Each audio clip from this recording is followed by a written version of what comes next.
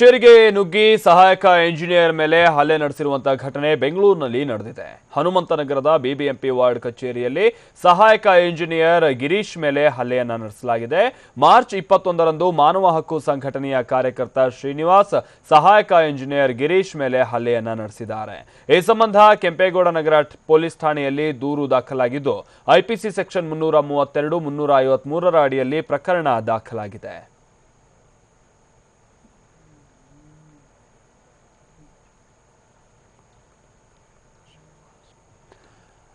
March 21ರಂದು ಮಾನವ ಹಕ್ಕು ಸಂಘಟನೆಯ ಕಾರ್ಯಕರ್ತ ಶ್ರೀನಿವಾಸ್ ಸಹಾಯಕ ಇಂಜಿನಿಯರ್ ಗಿರೀಶ್ ಅವರ ಮೇಲೆ ಹಲ್ಲೆಯನ್ನ ನಡೆಸಿದಾರಂತೆ. ಕೆಂಪೇಗೌಡ ನಗರ ಪೊಲೀಸ್ ಠಾಣಾ ವ್ಯಾಪ್ತಿಯಲ್ಲಿ ನಡೆದಿರುವಂತಹ ಪ್ರಕರಣ ಇದು.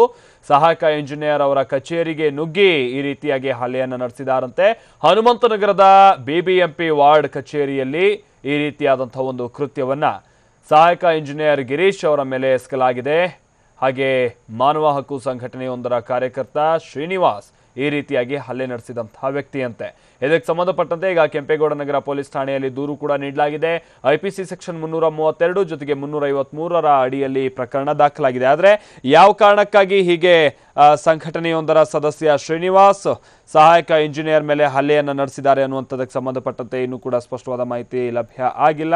ಆದರೆ ಹಲ್ಲೆ ನಡೆಸಿರುವಂಥದ್ದಂತೂ ಸ್ಪಷ್ಟವಾಗಿದೆಯಂತೆ. ಹೀಗಾಗೇನೆ ಠಾಣೆಯಲ್ಲಿ ದೂರು ಕೂಡ ದಾಖಲಾಗಿದೆ.